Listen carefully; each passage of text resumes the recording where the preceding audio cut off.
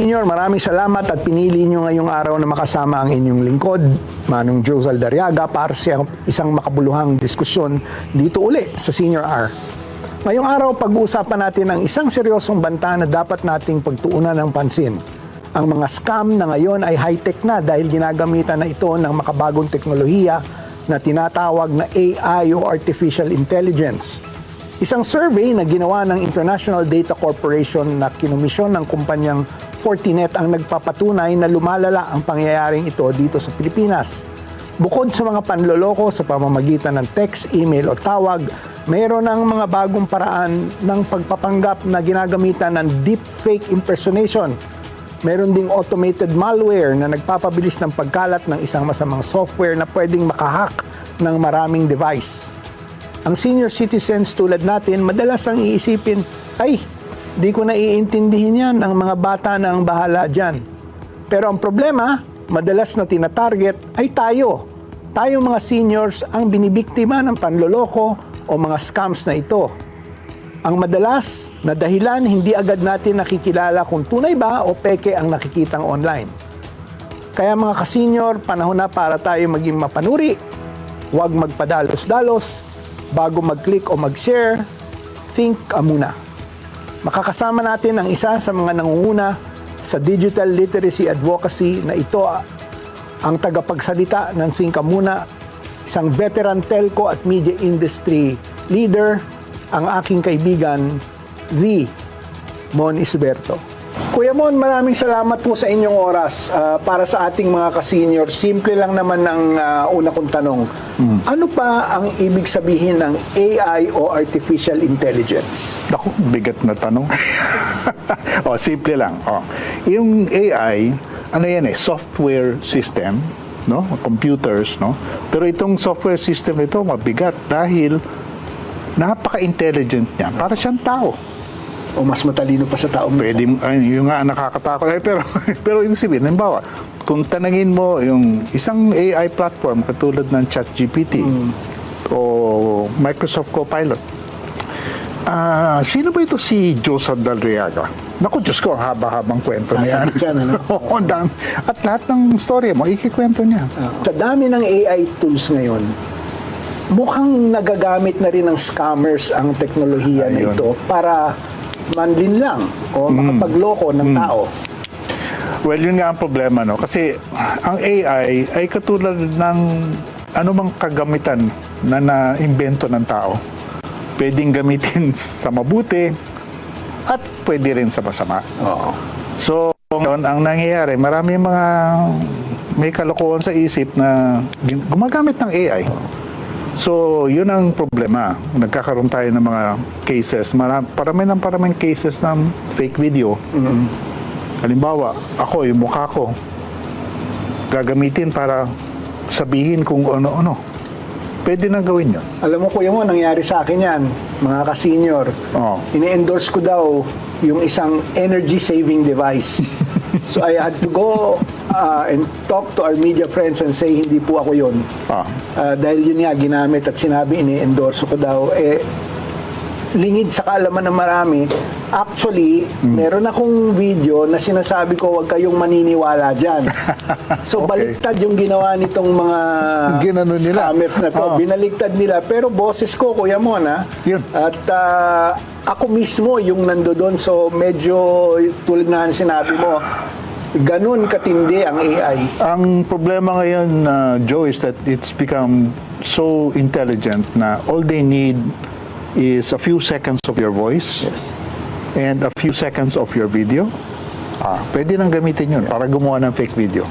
Ano-ano pa, Kuya Mon, yung mga red flags na dapat bantayan ng mga co-seniors natin para malaman kung ang isang content, email o message ay peke o gawa sa AI? Okay, in the old days, John, pwede pang halimbawa makikita mo yun sa mga fake videos.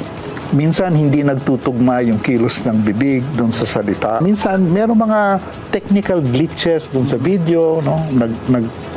Nagwe-waver. Pero unfortunately, the technology is getting so good na pakunti na lang yung mga ganong klaseng aberya. Kaya ang personally, ang ina-advise ko na lang sa mga kaibigan ko, alam mo, minsan yung technical, minsan hindi mo na magagamit yun, no? Dapat tignan mo kung ano yung estilo ng video, halimbawa, na ginagamit o ng audio, no? Halimbawa, usually, ang ano niyan, isang red flag, ha? Halimbawa, nakakita ka ng video tungkol sa isang tao, very sensational yung balita. Meron siyang sinasabi na, nakakagulat. Hindi mo inaasahan na sasabihin ng tao yung sinasabi niya. Pag gano'n na nakikita nyo, kasi usually yun ang red flag eh. The fake video is almost always very sensational. No? There's a very sensational claim or yung sinasabi ng tao ay very unexpected. So, yan ang isang maliwanag na red flag. Personal information, birthday, address, lalo na yun, kung meron kang bangko, etc., yung account information mo.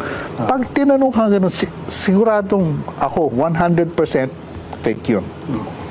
Kasi, if you listen to the official statements of the banks, for example, sinasabi na nila, they will never ask for your personal information online. Ano yung think ka muna at paano ito makakatulong sa mga seniors tulad natin na gustong matutong maging ligtas online? Okay. Yung think ka muna isang tinatawag namin media information literacy advocacy. No? Nagsama-sama po ang mga iba't ibang kumpanya ng Media Quest Group, PLDT Smart, at saka kapisanan ng broadcaster ng Pilipinas. Ito ay mga media companies at saka telco companies. No? Ang gusto namin i-promote is yung ang tinatawag namin media information literacy. Sa madaling salita, mag-isip mo na bago kumilos. Okay? Kumbaga, yun, mga ka-senior, mag-isip muna bago kumilos. Kaya nga think ka muna eh. Yun ang pangalan ng Bakit? Kasi to make a long story short, Joe, yung pag-iisip bago kumilos, yun ang tinatawag namin the beginning of wisdom. Na beginning of wisdom that is very important and very critical. Kung hindi tayo maghihinay-hinay at mag-iisip muna bago maniwala at worse, kumilos. Kumilos. No, pipindot ka ng botones o magkiklik ka ng link. No, so that is the key message that we are trying to kalat sa ating mga kababayan na dapat mag-develop tayo ng habit na dapat wag tayo magpadala. Dapat maghinay-hinay. Kuya Mon, may debate ngayon, ito bang AI kaaway o kaibigan? I remember naging topic ko ito dun sa International Association of Business Communicators Asia Pacific membership meeting. At sabi ko nga, it can go either way. That's true. Kailangan ma-decipher mo. Hindi dahil ang AI ay nandyan as a tool, lahat na lang ng gine-generate through AI, paniniwalaan natin. Sabi ko, medyo mahirap yan. So, para sa'yo, ano ba ang tamang paraan ng paggamit ng AI? Paano natin madidistinguish kung yung nilalabas na AI ay totoo at yung nilalabas na AI ay bogus? Alam mo, napakahirap yan, Joe, because like I said earlier, the technology is getting better and better. Pero pag ganyan na ang sitwasyon, dapat huwag natin kalimutan na AI is basically a tool. Okay? Unfortunately, the truth is, a tool can be good or bad depending on how you use it. And it's people who decide. Not the AI.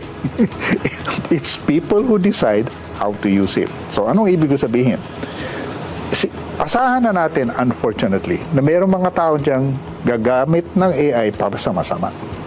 So, dapat, katulad ng pinag-usapan natin kanina, dapat matuto tayo kung paano gamitin yung ating critical thinking para maiwasan yung mga panloloko. Nasa tao pa rin, Nasa tao pa rin. At the end of the day, babagsak sa iyo yun, mga kapatid, mga ka-seniors. Okay? On the other hand, sige, that's one side. The other side naman is, pwede mo namang gamitin ang AI para makatulong sa tao. Okay? Marami kang pwedeng gawin. From everything from healthcare to education. Dapat pag-aralan naman natin yon. There are ways to, ako, for example, personally, nagre-research ako ngayon. Ginagamit ko yung AI. I use different AI tools. Pero, sorry ha, baby boomer ako eh. Pareho tayo, kuya. Ibig ko sabihin, meron pa akong old analog habits. And one of my old analog habits is I double check. Cross-check. Yes. Tama. So, sige, hindi sapat yung, sige, nakita mo na sa AI. Dapat meron kang back up. Chine-check mo, tama. Okay. Kung okay lang, tuloy. Pero kung makita mo, ay parang tawagan nila, nagha-hallucinate si AI. Kasi nangyari yun. Ang AI naman talaga, hindi naman 100% yan eh. Sometimes it will really give you a stupid answer. No? So, you won't know that if you don't check. Yes. So, ang habit talaga ng mga baby boomer, I always double check. Double check. Double check. Huwag kang umasa na lumabas yun, tapos na. Wag ano. O mga ka-senior mag-double check. Alam mo ninyo sa generation namin, ang inabot namin, index cards. Kaya from the index cards, hahanapin pa po namin yung libro. But now that AI and the information is so easily accessible, it's very important to double check, sabi nga ni Kuya Mon. Ano po yung mensahe ninyo para sa ating mga senior citizens at ating mga kapatid pagdating sa pagiging ligtas, alerto at mapanuri sa digital world? Alam mo, mga kapatid, mga ka-senior, alam mo, minsan kasi marami sa ating mga ka-senior ay nai-intimidate sa technology. Parang, hindi ko kaya yan. No? Ako ang suggestion ko, kung meron kayong mga gustong gawin na hihirapan kayo dahil hindi nyo naintindihan, kausapin nyo yung mga apo nyo. Kalain nyo, iyo, paano ba gawin ito? Paano bubuksan itong window na ito, yung ganyan-ganyan? Kasi, ako sigurado ko, mas marami siyang alam kaysa sa'yo. Totoo yan. Pero importante kasi na ikaw, kahit na senior ka na, kasi magagamit mo yung digital technologies makakatulong yun sa iyo. Ang importante, malaman natin kung paano gamitin. At paano gamitin ng tama, at paano gamitin ng ligtas. Napakaganda nung binitawan na yun ni Kuya Mon. Kailangan talaga natin unang-una maging careful, maging mapanuri, wag basta maniniwala, at ang tumatak sa akin, Kuya Mon, double check. Dahil hindi natin alam kung yung nilalabas na info care of artificial intelligence ay tama o mali. Kaya mas maganda, double check natin. Wala naman masama doon. Maraming salamat, Kuya Mon, sa iyong panahon at napakahalagang paalala. Talagang dapat think ka muna bago mag-click, mag-share o magtiwala sa kung anumang mensaheng natatanggap natin online. Mga ka-senior, tandaan natin, ang technology ay makakatulong kung marunong tayong gumamit nito. Pero kapag naging pabaya tayo, maaari rin tayong maloko at mapahamak. Kaya mula ngayon, bago magpaniwala sa kung ano-anong nakikita o natatanggap nyo sa internet, sabi nga ni Kuya Mon, think ka muna. Hanggang sa susunod na episode ng Senior Hour, ako po si Manong Joe, ang inyong lingkod. Maraming salamat po sa inyong lahat.